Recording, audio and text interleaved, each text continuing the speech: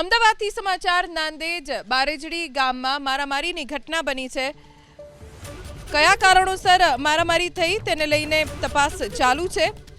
Car parking બાબતે બે જૂથ સામસામે આવ્યા હોવાની પ્રાથમિક વિગતો પ્રાપ્ત થઈ છે।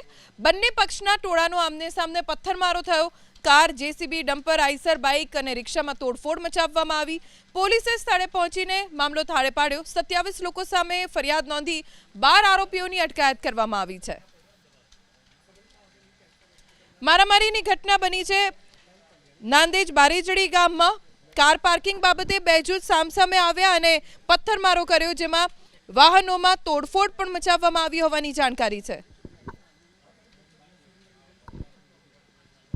કાર પાર્કિંગ બાબતે બે જૂથ સામસામે આવ્યા હોવાની પ્રાથમિક વિગતો પ્રાપ્ત થઈ છે।